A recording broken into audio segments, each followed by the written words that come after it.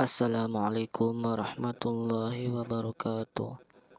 Alhamdulillahirabbil alamin. Wassalatu wassalamu ala asrofil anbiya'i wal mursalin sayyidina wa maulana Muhammadin wa man tabi'ahum bi ihsani ila yaumiddin. Amma ba'du. Pada kesempatan kali ini saya akan membahas tentang pemikiran politik Syiah. Sebelum itu, perkenalkan, nama saya Sulistio Adi dengan NIM terakhir 195. Baik, pada materi pertama, yaitu persoalan pertama yang muncul pada pasca Nabi Muhammad dan menjadi polemik berkepanjangan adalah tentang siapa yang berhak menggantikan Nabi Muhammad dalam kapasitasnya sebagai pemimpin masyarakat Islam. Dari persoalan ini telah muncul setidaknya 3 istilah penting dalam lembaran sejarah lembaga pemerintahan Islam, yaitu khilafah, imamah, dan imarah, yang secara garis besar berarti kepemimpinan, keimanan, serta pemerintahan untuk menegakkan agama dan urusan dunia. Makna imamah merupakan bahasa Arab yang berakar dari kata imam. Kata imam sendiri berasal dari kata amma yang berarti menjadi ikutan. Kata imam berarti memimpin atau contoh yang harus diikuti atau yang mendahului. Orang yang menjadi pemimpin harus selalu di depan untuk diteladani sebagai contoh dan ikutan. Kedudukan imam sama dengan penanggung jawab urusan umat. Dalam Al-Quran, kata imam bentuk tunggal dipergunakan sebanyak 7 kali dan kata amah yaitu bentuk plural 5 kali dengan arti dan maksud yang bervariasi sesuai dengan penggunaannya. Bisa bermakna jalan umum. Ungkapan-ungkapan tersebut menunjukkan bahwa kata imam yang berarti pemimpin bisa digunakan untuk beberapa maksud, yaitu pemimpin dalam arti negatif yang mengajak manusia kepada perbuatan maksiat, pemimpin dalam arti luas dan bersifat umum, dan pemimpin yang bersifat khusus, yakni pemimpin spiritual. Kata imam yang berarti pemimpin dalam arti luas dan bersifat umum bisa digunakan untuk sebutan pemimpin pemerintahan atau pemimpin politik, dan bisa pula untuk pemimpin agama. Sedangkan dalam arti pemimpin yang bersifat khusus, yakni sebagai pemimpin spiritual, bisa saja berimplikasi politik karena dipengaruhi oleh tuntutan keadaan. Karena pada kenyataannya, upaya melaksanakan ajaran agama dalam kehidupan masyarakat dalam ajaran Islam tidak hanya menyangkut pribadi, tapi juga kehidupan kolektif. Sebab itu, urusan seorang imam bisa berdimensi politis. Nabi Muhammad SAW misalnya pada awalnya lebih berfungsi sebagai nabi dan rasul dalam makna sempit, yakni pemimpin spiritual yang menerima wahyu untuk disampaikan kepada umat manusia. Kemudian dalam perkembangan berikutnya, pada periode Madinah, kedudukan beliau mulai bersifat politis, sebab beliau juga melaksanakan tugas politik dan pemerintahan sebagai pemimpin atau kepala negara bagi masyarakat Madinah. Secara istilah, kata imam adalah seorang yang memegang jabatan umum dalam urusan agama dan juga urusan dunia sekaligus. Dengan demikian, Islam tidak mengenal perpisahan mutlak agama dan negara, dunia dan akhirat, masjid dan istana, atau ulama dan politikus. Inilah yang menjadikan penganut Syiah tidak hanya memandang para imam sebagai pengajar agama, tetapi juga sebagai pengatur segala urusan umat yang berhubungan dengan pranata-pranata sosial, politik, keamanan, ekonomi, budaya, dan seluruh kebutuhan interaksi umat lainnya. Bagi orang Syiah, imam itu bukan pemimpin politik belaka, melainkan juga guru yang maksum. Tanpa kehadiran imam, kedudukan agama akan mudah tercemari, hingga dunia terjerumus ke dalam anarkisme dan kekacauan. Sejak semula, Syiah berketetapan bahwa imam itu mungkin menghilang untuk sementara, lalu kembali di akhir zaman.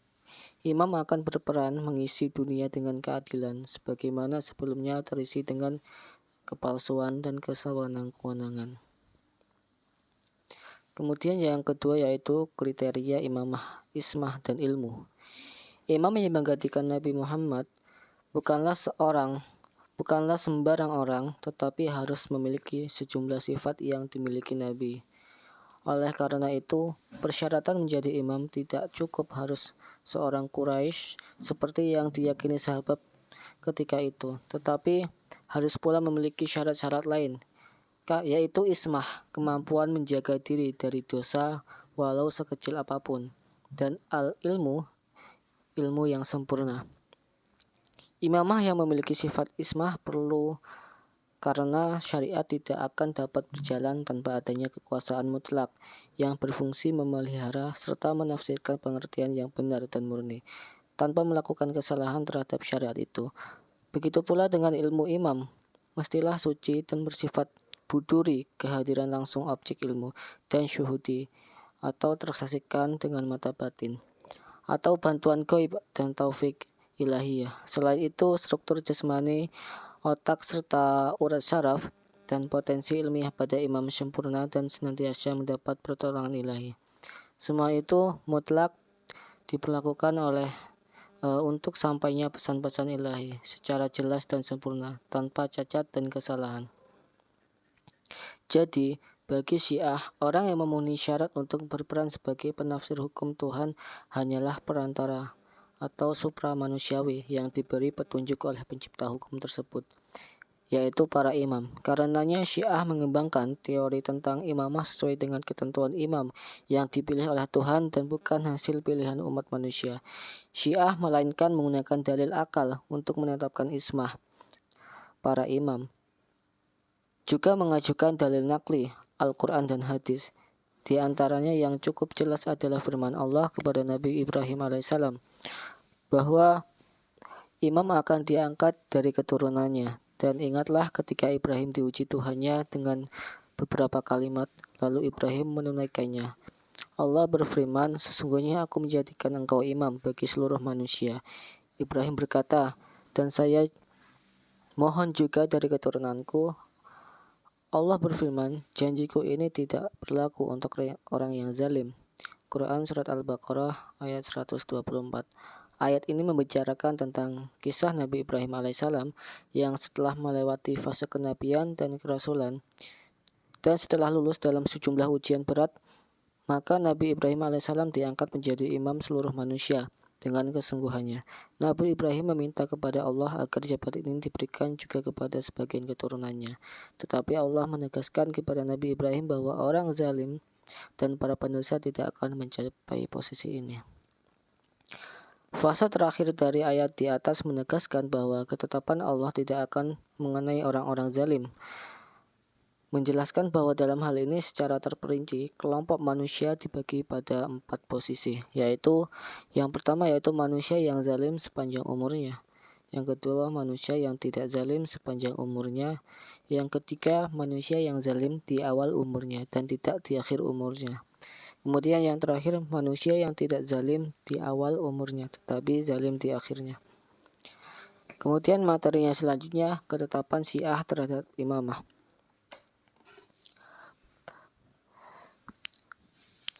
Ada 5 ketetapan terhadap imamah. Yang pertama yaitu, para imam memiliki sifat maksum, terjaga dari berbagai kesalahan.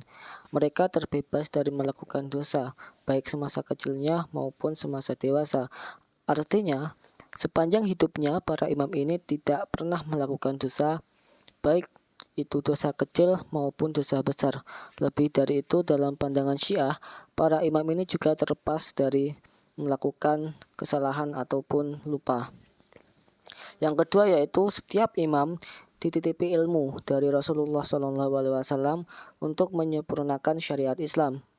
Imam memiliki ilmu laduni serta tidak ada perbedaan antara imam dengan Rasulullah SAW.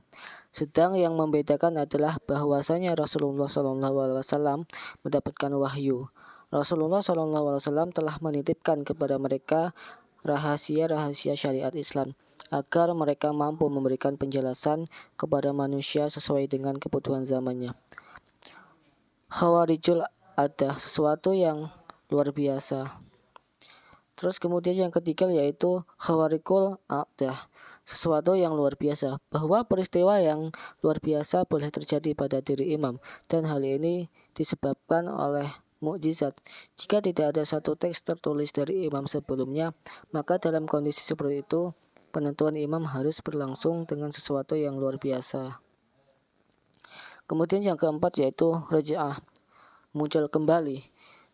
Diyakini oleh para sahabat bahwa diyakini oleh para pengikut Syiah bahwa Imam Hasan al-Asy'ari akan datang kembali pada akhir zaman ketika Allah mengutusnya untuk tampil kembali. Dalam keyakinan mereka, ketika sang imam kembali, ia akan memenuhi bumi dengan keadilan pada saat dunia ini sedang dilanda oleh kekejaman dan kezaliman, dan ia akan mencari bahwa para lawan-lawan dari Syiah sepanjang sejarah. Kemudian yang terakhir, imamah dalam Syiah menempati posisi yang vital dalam keimanan. Dalam rukun imam Syiah yang jumlahnya ada 5, keimaman terhadap imamah menempati urutan keempat sesudah imam kepada Allah al-adli, yaitu keadilan Allah, dan nubuwah atau kenabian. Syiah menganggap bahwa masalah kepemimpinan umat adalah masalah yang terlalu vital untuk diserahkan kepada musyawarah manusia biasa yang bisa saja memilih orang yang salah untuk kedudukan tersebut, dan karenanya bertentangan dengan tujuan wahyu ilahi. Adapun paradigma pemikiran politik yang dianut oleh kalangan Syiah memandang bahwa negara atau kepemimpinan umat yang relevan disebut imamah adalah lembaga yang keagamaan dan mempunyai fungsi keagamaan. Kemudian materi yang selanjutnya atau poin yang selanjutnya yaitu pemikiran politik Syiah. Syiah secara etimologis berarti pengikut, penolong, partisan, pendukung. Kalau secara terminologis, istilah ini merujuk kepada sebagian kaum muslimin yang dalam dimensi spiritual, keagamaan, dan juga politik membela keturunan Nabi Muhammad SAW dari garis keturunan Fatimah dan Ali bin Abi Thalib, atau yang dikenal dengan istilah Ahlu al-Bait, atau dengan kata lain sebuah kelompok yang memperjuangkan aspirasi keluarga Nabi SAW dan menginginkan mereka untuk menjadi khalifah. Syiah dalam perkembangannya terbagi dalam beberapa sekte. Menurut Asy-Syahrastani, Syiah terbagi menjadi 5 golongan, yaitu Syiah Zaidiyah, Syiah Isna Asyariyah yang sering disebut Syiah Imamiyah dengan doktrin 12 imam, dan Syiah Ismailiyah yang memiliki doktrin dan berakhir pada Imam Ismail Abdul Ja'far As-Shadiq. Syiah Kisaniyah dan Syiah Ghaliyah. Syiah memiliki sejumlah doktrin penting antara lain yaitu taqiyah, tasyrif Al-Quran, ba'da mut'ah, suci kelahiran, raji'ah, kumus, ismah, imamah, ahlul bait. Dari sekian banyak doktrin di atas, doktrin imamah menempati kedudukan sentral dalam aspirasi politik Syiah. Dalam pandangan politik Syiah dikatakan bahwa imamah bukanlah masalah kepentingan pribadi yang diberikan kepada pilihan publik, akan tetapi adalah salah satu pilar agama atau asal-usul dan dasar prinsip agama, arkan ad-din, di mana iman seseorang tidaklah sempurna kecuali percaya dengan imamah. Oleh karena itu Imam Ali merupakan pelanjut Nabi SAW yang sah dengan penunjukan langsung dari Nabi SAW, bukannya Abu Bakar. Dengan kata lain, bukannya Abu Bakar. Dan bagi mereka, kedudukan para imam setara dengan kedudukan Nabi. Oleh sebab itu, Syiah dalam setiap kasus berpendirian bahwa hak politik adalah mutlak dimiliki oleh kalangan Ahlul Bait. Pemikiran Syiah tentang imamah dan khalifah dalam periode Khalifah 4 masih menunjukkan kemurniannya sebagai pemikiran teologis al-wisayah al-ilahiyah sekelompok Ali ibnu Abi Thalib. Tetapi pada masa pasca perang Siffin, pemikiran tersebut telah menjadi milik sebuah kelompok religio politik yang di samping tidak mendukung kekhalifahan Muawiyah dan mendukung tanpa reverse keimanan Ali ibnu Abi Thalib, memiliki perbedaan mendasar dengan kelompok ide al-wisayah al-ilahiyah adalah munculnya doktrin al-ismah, al-taqiyah, al-mahdi, dan al-arja'ah sebagai bagian integral dari pemikiran tentang Imam Syiah.